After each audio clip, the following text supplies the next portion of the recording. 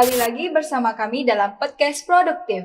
Baiklah, pada podcast kali ini kami akan membahas sebuah topik yang sangat menarik, khususnya kasus etika komunikasi pejabat publik di Indonesia saat ini. Sebelum itu, izinkan kami memperkenalkan diri terlebih dahulu. Saya Melanie sebagai host 1. Saya Risma Fitri sebagai host 2. Dan saya Rian Siva sebagai host 3.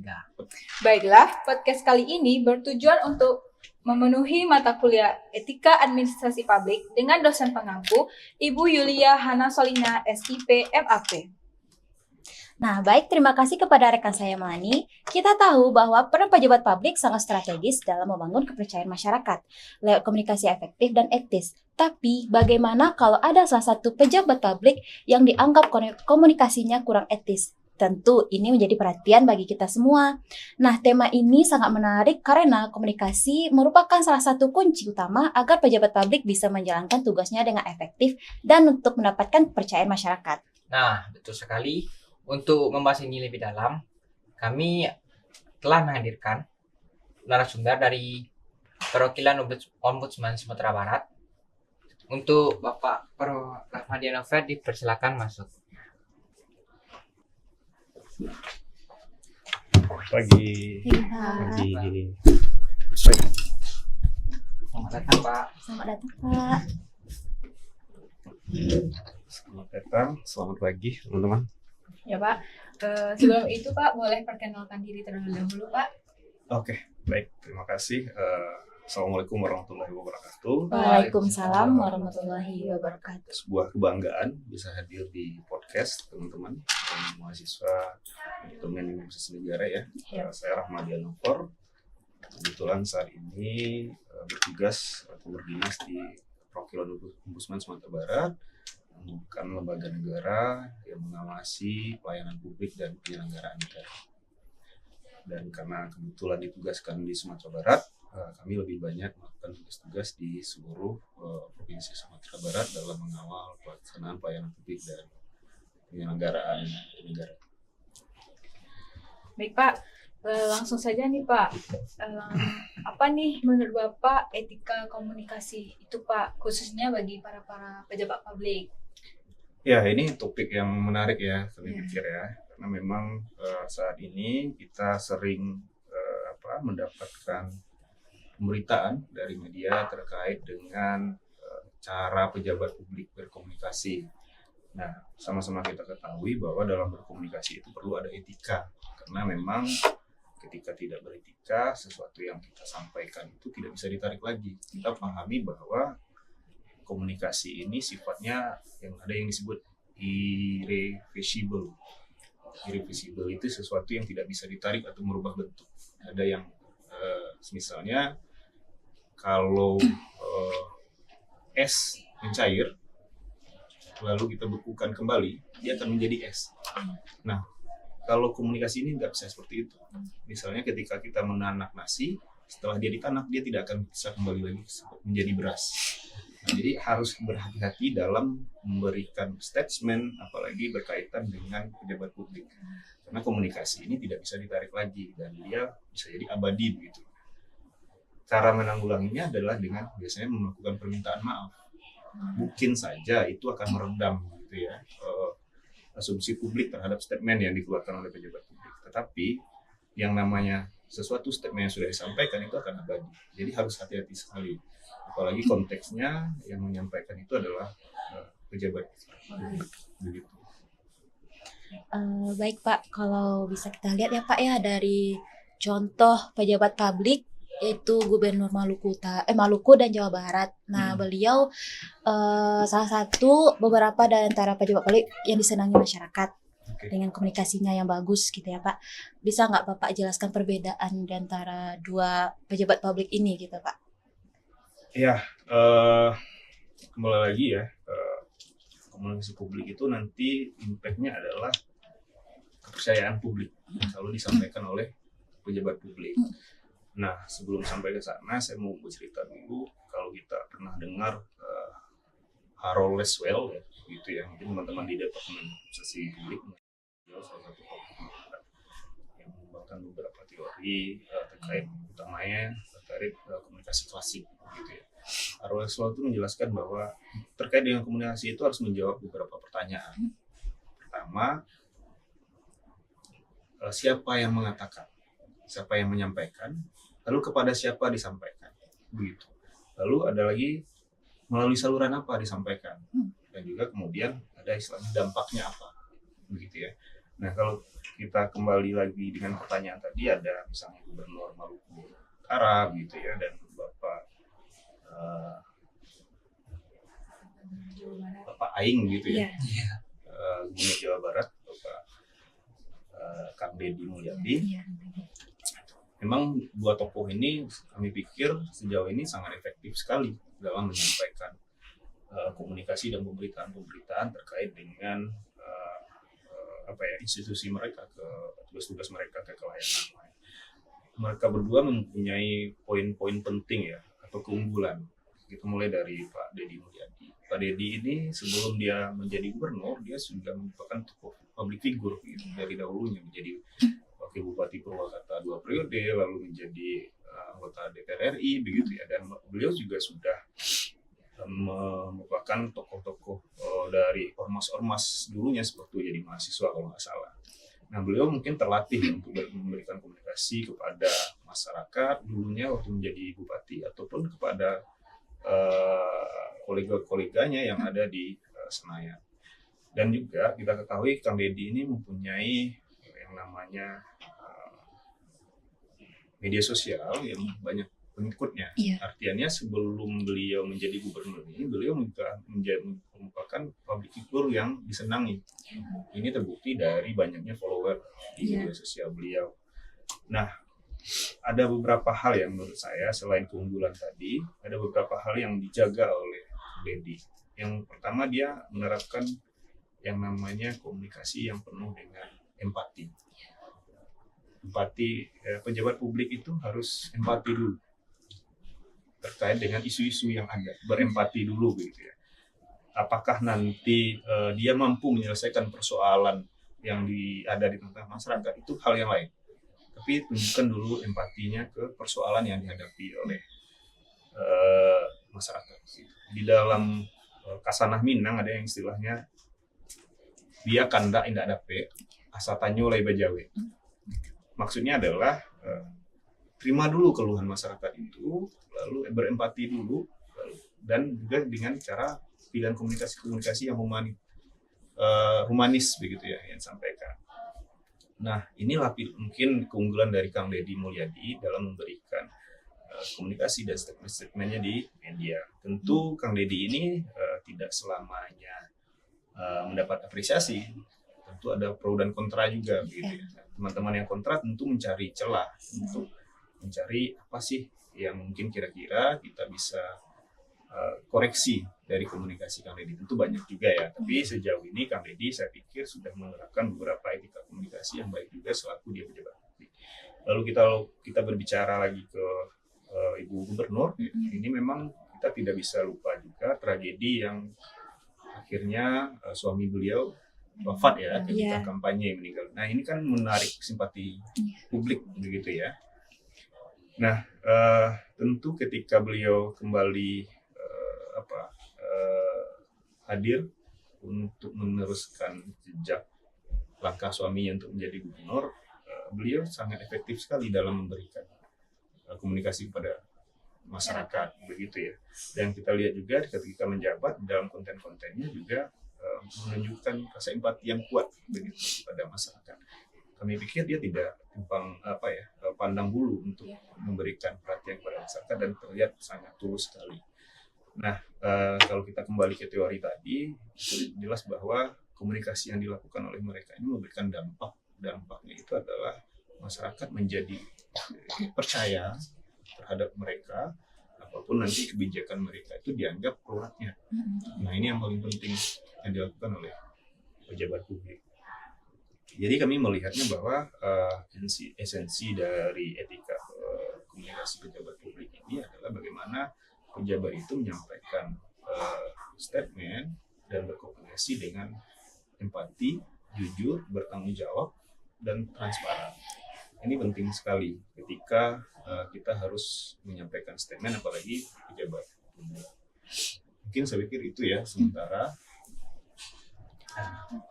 Nah, sekarang dari sisi budaya di Indonesia nih Pak, apa sih sebenarnya tantangan terbesar bagi pejabat dalam menjaga etika komunikasi publiknya Pak? Ya, kalau tantangan ya kita di Indonesia ini sangat kuat dengan budaya ketimuran ya. Budaya ketimuran ini yang dianggap budaya yang halus, gitu, sopan dan santun begitu. Nah, tantangannya budaya ini sangat melekat sekali di tengah-tengah masyarakat. Jadi memang kita tidak terbiasa dengan budaya yang sifatnya kebarat-baratan atau yang lebih kurang mengedepankan norma sosial, norma agama, atau norma adat istiadat sekalipun begitu.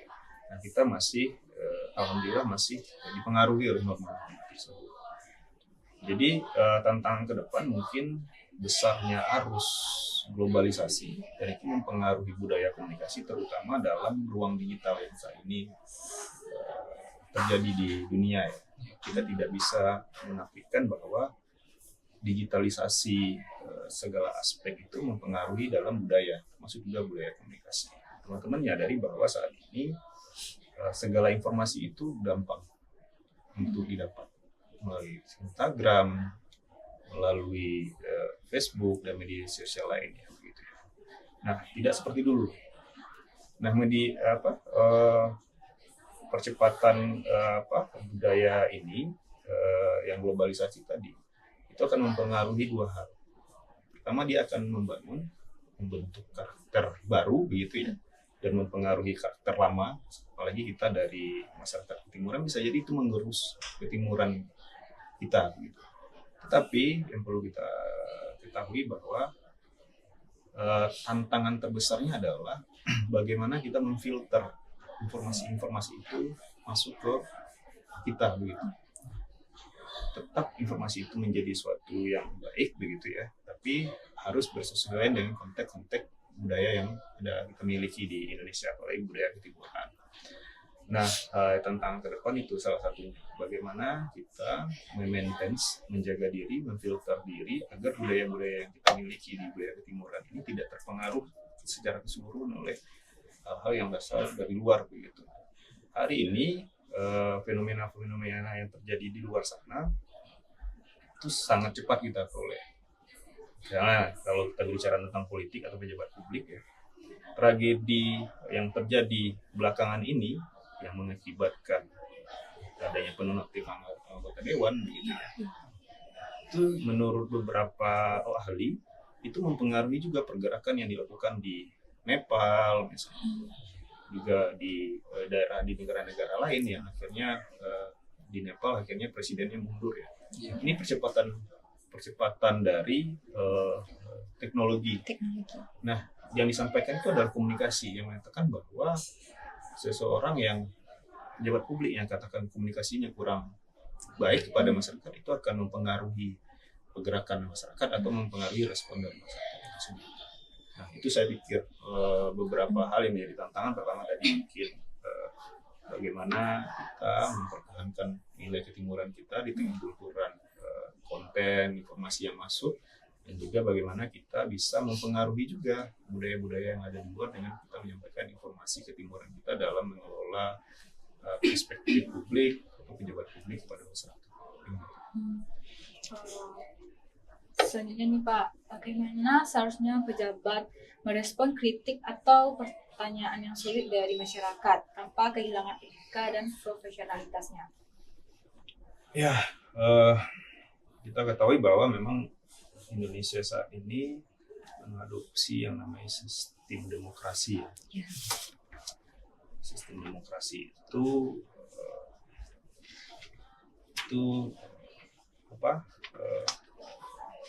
sangat beririsan dengan namanya demagog.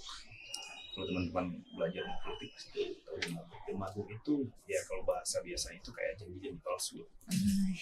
Janji-janji palsu yang disampaikan. Begitu ya? Iya. Nah, jadi memang sebagai masyarakat di tengah-tengah pemerintahan kita yang menggunakan sistem demokrasi ini, masyarakat harus cerdas menerima informasi yang dikeluarkan oleh pejabat publik. Karena kenapa saya katakan harus cerdas? Karena ketika kita tidak cerdas, kita akan mudah dipengaruhi oleh pejabat publik yang hanya pintar berorasi, gitu ya. Esensinya tidak ada, gitu. Tapi dia pintar berorasi dan masyarakat bisa terpengaruh dengan apa yang dia sampaikan. Nah, inilah pentingnya bagaimana kita dari masyarakat memiliki yang namanya pengetahuan, literasi yang tinggi, dan juga cara-cara merespon apa yang disampaikan oleh pejabat publik. Dan di sisi lain, pejabat publik karena masyarakatnya sudah cerdas, pejabat publik tidak bisa lagi hanya bergantung pada sisi oratornya, orasinya, gitu ya. Karena masyarakat sudah cerdas, pejabat publik juga harus mampu punya komunikasi yang efektif dan efisien kepada masyarakat. Karena memang di tengah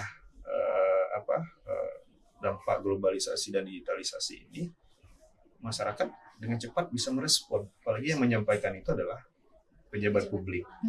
Nah, kalau kita baca beberapa literatur, ada istilah di dalam sosiologi ya, itu yang disampaikan oleh Erving Goffman. Ini merupakan pakar sosiolog ya, katanya seperti itu ya, dari Amerika. Dia menyatakan bahwa di dalam komunikasi pejabat publik itu kita harus paham dengan yang namanya front stage dan backstage. Front stage itu artinya di depan panggung. Seorang pejabat publik itu mungkin di depan panggung itu harus menampilkan profesionalitas, harus menampilkan keefektifan dia menyampaikan informasi, lalu menyampaikan ketransparansian dia menyampaikan informasi. Front stage ini tidak serta-merta ada begitu tanpa mereka mempersiapkannya di backstage. Jadi memang ada beberapa pejabat kita yang dia merespon pada media, mungkin pada masyarakat itu kami pikir itu kayak misalnya tiba-tiba dia merespon atau dia merespon dengan cara kalau kata orang itu spontanitas gitu ya. Tapi tetap spontanitas itu disampaikan oleh pejabat publik dan itu representasi dari pemerintahan. Nah, penting ketika kita punya misalnya budaya bercanda, nggak apa-apa, itu lebih banyak seorang pejabat publik harus lakukan itu di backstage, di belakang panggung. Tapi ketika dia sudah di front stage, di depan panggung, dia harus menampilkan dirinya sebagai pejabat publik yang memiliki komunikasi yang efektif, komunikasi yang empati, komunikasi yang bisa dipertanggungjawabkan, transparan dan lain-lain begitu. Nah, memang sisi-sisi kemanusiaan itu kan juga tidak bisa dilepaskan dari seorang pejabat, tapi ada waktunya. Nah, tadi di backstage tadi. Jadi memang menurut kami kembali lagi pendidikan komunikasi pejabat publik itu penting untuk kedepannya karena memang dengan demokrasi ini siapapun bisa menjadi pejabat publik. Tapi pertanyaannya adalah apakah semua yang menjabat itu paham dengan etika berkomunikasi? Itu tantangan saya pikir. Mengenai etika ini apa ada gitu pelatihan khusus atau regulasi yang mengatur komunikasi pejabat publik di Indonesia saat ini gitu Pak? Harusnya ada ya. Harusnya ada ya karena memang seluruh pejabat publik itu kan ada yang jabatan politis, ada yang jabatan karir gitu ya. Kalau jabatan karir tentu kita ketahui bahwa ada pendidikan dasar yang dari PNS gitu ya. Itu diajarkan bagaimana berkomunikasi, beretika dan lain-lain begitu. Bahkan sebelum seseorang itu menjadi PNS atau menjadi pejabat karir gitu ya. Di tes-tesnya itu ada semuanya. Kita mengenal yang istilahnya sekarang TKP, tes karakter pribadi. Nah, di situ juga ada terkait dengan cara seseorang itu berkomunikasi ke depan. Di situ sudah bisa diidentifikasi apakah nanti si calon PNS ini memiliki komunikasi yang bagus, yang beretika dan lain. Itu dari sisi pejabat karirnya atau dari birokrasinya. Juga ada jabatan politik yang jabatan yang diperoleh dari misalnya kayak menteri itu kan kebijakan prerogatif presiden ya, siapapun yang ditunjuk nanti. Nah, di dalam partai itu kan juga diajarkan tentang etika, tidak hanya etika berkomunikasi, tapi juga etika politik, etika kepemimpinan, dan lain-lain. Itu diajarkan semuanya. Kami pikir banyak partai-partai yang sudah memiliki institut ya, atau sekolah-sekolah terkait dengan hal itu. Dan juga kita tidak bisa kiri bahwa pejabat publik yang berasal dari dari politik, pejabat politik itu, mereka itu adalah orang-orang yang sudah besar di organisasi masing-masing. Banyak organisasi-organisasi masyarakat yang ada di Indonesia yang mereka lahir dari situ, gitu ya. Rahim mereka itu organisasi-organisasi, tentu mereka sudah terlatih untuk untuk berbicara di depan umum. Nah, yang menjadi tantangannya adalah apakah komunikasi mereka itu efektif, lalu apakah komunikasi mereka itu memiliki rasa empati yang kuat kepada masyarakat, lalu apakah komunikasi mereka itu hanya lip service, yang saya sampaikan demagog tadi. Nah, untuk mengetahui itulah pentingnya dari sisi masyarakat memiliki pemahaman atau literasi yang unggul juga, minimal setara dengan mereka, agar apa yang disampaikan oleh pejabat publik itu kita bisa respon, kita bisa filter, kita juga bisa mengunyah begitu. Nah, jika kita tidak lakukan itu, apapun informasi yang ada yang disampaikan oleh pejabat publik, apakah itu kebenaran, apakah itu kebohongan, kita bisa menerima utuh gitu. Nah, seharusnya tidak seperti itu.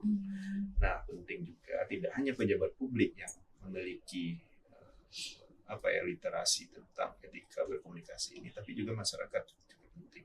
Kalau tadi pertanyaannya apakah perlu ada regulasi dan pendidikan, saya pikir sangat perlu sekali. Tapi dalam penerapannya memang untuk pejabat publik ya, saya pikir di jabatan politis itu kebanyakan memang mereka dididik tadi dari organisasi yang pernah mereka ikuti, bergabung, dan juga di pendidikan kepartaian. Tapi kalau untuk birokrasi itu tentu ada diklat yang berjenjang yang dilakukan oleh pemerintah, yang disiapkan oleh pemerintah, bahkan dari lembaga administrasi negara, bahkan mengundang para akademisi juga, dan juga mengundang beberapa kementerian terkait dengan komunikasi juga, misalnya itu biasanya diberikan kepada mereka. Nah, kita di dalam yang kurang menurut saya hari ini adalah kita kurang berempati saja pejabat publik ini kepada apa yang terjadi di tengah masyarakat. Dan juga kita kebanyakan menggunakan media sosial itu informasi ini bagian dari cara eksistensi diri saja oleh pejabat publik. Sebenarnya tidak seperti itu. Pejabat publik harus menyampaikan kebenaran dan harus melihatkan sisi dia sebagai orang yang melayani masyarakat. Nah, selanjutnya tuh dari pengalaman Bapak selama ini, mengapa etika komunikasi itu menjadi faktor penting dalam keberhasilan pejabat publik, kepemimpinannya, Pak? Iya, faktor penting ya. Ya, seperti yang saya sampaikan tadi, komunikasi publik itu akan membentuk trust, akan membentuk kepercayaan publik, begitu ya. Ketika kepercayaan publik itu sudah terbentuk, begitu, apa yang disampaikan oleh pejabat publik itu bisa jadi dianggap kebenaran oleh masyarakat, apalagi masyarakat konstituen yang kita anggap fanatik, gitu ya. Apapun yang disampaikan oleh orang yang dia idolakan, dia percaya dengan apa yang disampaikan. Lalu kita juga tidak menafikan bahwa era digitalisasi ini sangat penting sekali bagi pejabat publik untuk bagaimana mengelola komunikasinya kepada masyarakat. Karena ruang-ruang privasi pejabat publik saat ini itu sangat terbatas sekali, sudah kecil gitu ya. Handphone di mana-mana hari ini ada. Walaupun secara aturan kita tidak bisa merekam orang ya berbicara seenaknya. Kalau mereka merasa terganggu, dirugikan, mereka bisa lapor. Tapi faktanya hari ini di tengah-tengah masyarakat, pejabat publik ini seperti tidak ada lagi ruang privasinya, begitu ya. Dan kita ketahui bahwa pejabat publik ini sebenarnya dia bekerja untuk rakyat itu 24 jam. Beda dengan staf. Staff itu cuma 8 jam per hari. Nanti ada shift diganti ya. Tapi kalau yang namanya pejabat publik itu 24 jam dia untuk masyarakat. Nah, memang ada ruang privasi yang harus mereka jaga juga, dan masyarakat juga harus batasi untuk mengakses itu. Tapi untuk saat ini kita mengetahui bahwa banyak kasus-kasus yang ada terkait dengan tidaknya etika komunikasi pejabat publik ya. Cara pejabat publik melakukan sesuatu pun itu sekarang sudah banyak terekspos begitu di media begitu. Misalnya kalau kita lihat dulu ada beberapa pejabat publik yang hanya melontarkan candaan lalu menjadi viral. Ya, ada kan misalnya seorang tokoh utusan khusus presiden, Ustadz yang sebelumnya akhirnya mengundurkan diri. Iya. Ya, kami pikir itu hanya, kita pikir ya, mungkin itu hanya candaan saja, gitu ya, karena memang guyonan lah. Gitu. Tapi itu tidak merepresentasikan seorang pejabat publik. Saya tidak etis, tidak etis kalau disampaikan oleh pejabat publik. Iya. Nah, itu kan acaranya tidak formal pemerintahan ya, tapi kan banyak kamera yang menyorot. Nah, makanya ini salah satu yang tadi disampaikan bahwa pentingnya etika dan komunikasi ini mempengaruhi karir dari seorang pejabat. Akhirnya tokoh tersebut mengundurkan diri. Begitu ya. Lalu dengan komunikasi yang tidak efektif, akhirnya sentimen masyarakat kepada beberapa pejabat publik menjadi kurang berempati kepada pejabat tersebut. Inilah pentingnya menjaga komunikasi, apalagi bagi pejabat publik. Dan juga seperti yang saya sampaikan tadi, di tengah arus globalisasi dan digitalisasi ini, apa yang kita sampaikan hari ini itu sangat mudah digoreng. Iya. Gitu ya, sangat mudah untuk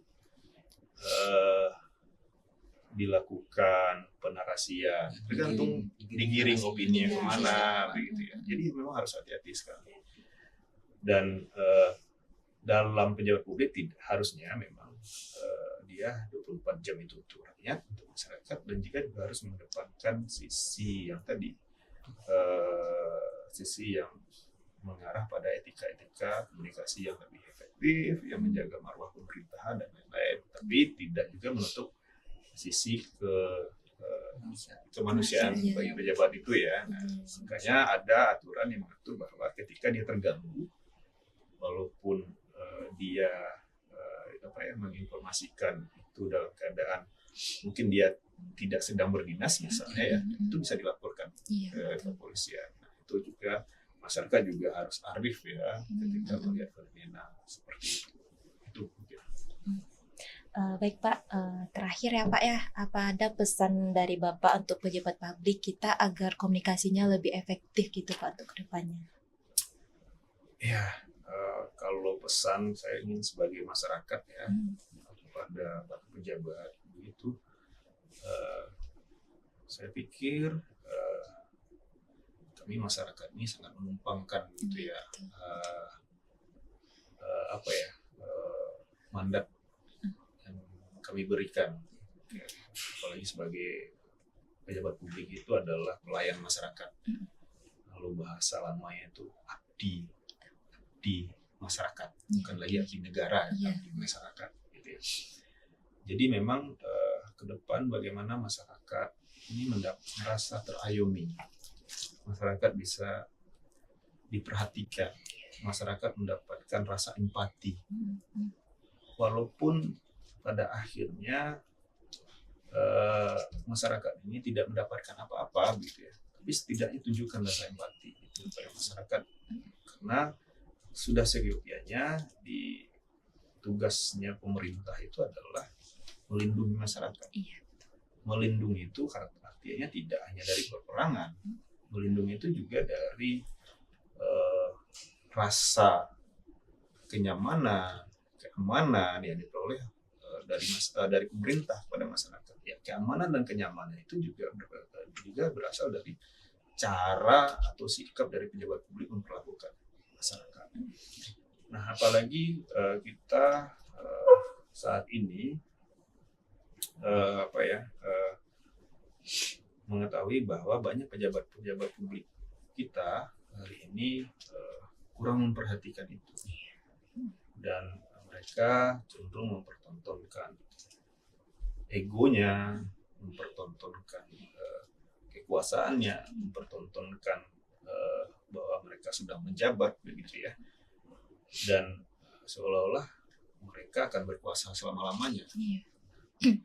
Padahal jika kita ketahui, kalau mereka tidak melakukan komunikasi yang tidak efektif, kekuasaan mereka itu bisa saja runtuh gitu ya. Bisa saja lengser. Ini kan sudah berapa kita seperti staf khusus presiden tadi kita contohkan, ada juga beberapa public figure, Ada DPR juga. anggota dewan juga yang akhirnya non aktif begitu ya, akhirnya rumahnya dijarah dan lain-lain. Ini kan sebenarnya masyarakat sudah antipati gitu. Masyarakat sudah muak gitu ya dengan apa yang dipertontonkan. Kalau kita melihat bahwa masyarakat ini saya pikir ini adalah hanya akumulasi saja. Ini fenomena gunung es yang terjadi sudah lama dan akhirnya kemarin memuncak dengan adanya video-video viral itu. Itu hanya sebagian kecil menurut saya, begitu ya. Dan saya sangat senang begitu ketika memiliki pejabat yang tadi seperti komunikasinya baik kepada masyarakat, menunjukkan rasa empati, walaupun dia itu ada tekanan dan lain-lain begitu, itu hal yang lain. Tapi ketika muncul di hadapan publik lalu berbicara tentang masyarakat, berbicara dengan hati, bukan berbicara dengan ego, berbicara dengan kekuasaan dan lain-lain.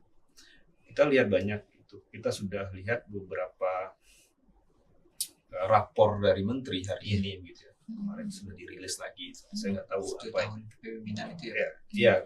Prabowo dan juga menteri-menterinya kan ada rankingnya. Iya. Kita lihat ya Mayor Teddy itu kan baru menjabat ya.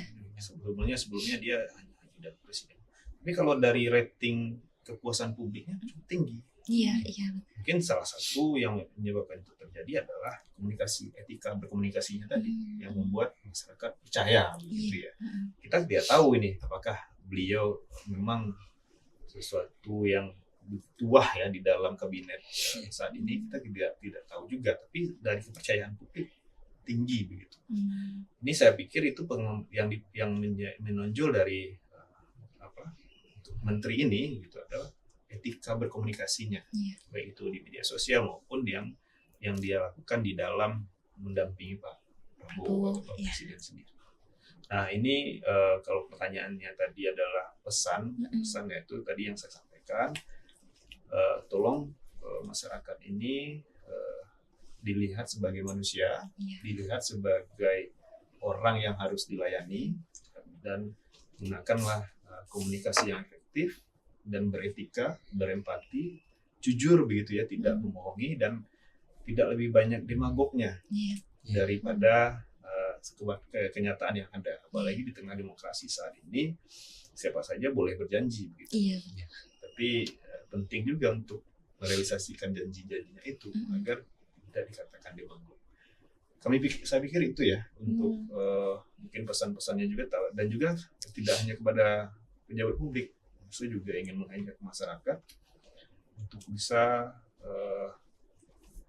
memahami pentingnya literasi ya, apalagi berkaitan dengan kebijakan pemerintah, lalu harus informasi yang ada saat ini itu perlu difilter gitu, jangan mudah dipengaruhi oleh buzzer, jangan mudah diperdaya oleh segelintir orang begitu ya, yang pada dasarnya itu adalah robot buatan gitu ya. Nah penting juga memfilter, bahkan AI pun saat ini juga harus kita filter, tidak serta-merta kita percaya. Bisa jadi apa yang disampaikan itu benar ya, tapi tidak menjadi standar kebenaran, ya kan? Nah kita kan di tengah-tengah masyarakat lebih cenderung mengedepankan emosional dibandingkan logika ketika berhadapan dengan pemerintah begitu ya. Banyak dulu kita lihat kampret, cebong ya. Banyak orang yang akhirnya berseberangan begitu karena dipengaruhi buzzer. pada akhirnya kampret dan cebong ini bersatu. Iya. Nah, jadi nanti orang-orang ini jadi apa? Ini yang jadi bingung kan Iya. masyarakat. Nah, menurut kami kita boleh percaya kepada pejabat publik itu boleh, tapi berdasarkan logika. Lalu berbicara politik, berbicara kebijakan, berbicara hal-hal lain begitu ya. Benar-benar harus difilter. Jangan sampai kita dipengaruhi oleh buzzer. Nah, kadang-kala hal ini juga yang akhirnya menjadi isu yang akhirnya digoreng oleh pihak lawan, gitu ya. Bisa jadi, misalnya kasus Ustadz itu sebenarnya, kalau itu tidak digoreng, mungkin lawan politik atau siapapun itu mungkin tidak viral. Nah, inilah pentingnya masyarakat jangan terpancing untuk itu, harus benar-benar hati-hati melihat konteksnya itu seperti apa. Kebanyakan dari masyarakat itu berbicara politik itu sampai ke hati. Iya. Harusnya kalau menurut kami bicara politik itu ya sampai jenggot saja, sampai leher saja. Iya. Nah, mana yang baik, mana yang buruk. Nah, yang baiknya baru ditelan, Iya. yang buruknya nanti mungkin dikeluarkan lagi dan hal lain. Nah, itu bisa dilakukan kan kalau kita memiliki pengetahuan politik yang kuat, lalu literasi yang kuat juga di tengah masyarakat agar informasi yang kita terima itu bisa kita filter. Banyak sekarang informasi itu yang tidak dikunyah oleh masyarakat, ditelan mentah-mentah, gitu ya. Nah, saya berharap juga kepada masyarakat agar benar-benar informasi yang didapat baik di media sosial dan lain-lain itu harus dikunyah dulu, baru ditelan. Jangan ditelan mentah-mentah, nanti implikasinya sangat tidak elok, bahkan bisa memicu isu-isu yang mengganggu kestabilitasan negara. Pikir itu ya. Baik Pak, berakhirnya pertanyaan terakhir tadi, maka berakhir pula podcast kita pada hari ini. Terima kasih banyak atas perspektif dari Bapak selaku narasumber pada hari ini. Diskusi kita saat ini sangat membuka wawasan tentang pentingnya etika komunikasi bagi para pejabat publik. Dan terima kasih juga untuk teman-teman yang telah mendengarkan podcast pada pagi hari ini. Semoga obrolan ini memberikan inspirasi tentang pentingnya etika komunikasi pejabat publik. Nah, jangan lupa juga bagi penonton untuk selalu kritis dan konstruktif dalam menanggapi komunikasi pejabat. Sampai jumpa pada diskusi selanjutnya. Salam hormat dan terus jaga komunikasi yang bermartabat. Sekian, terima kasih. Assalamualaikum warahmatullahi wabarakatuh.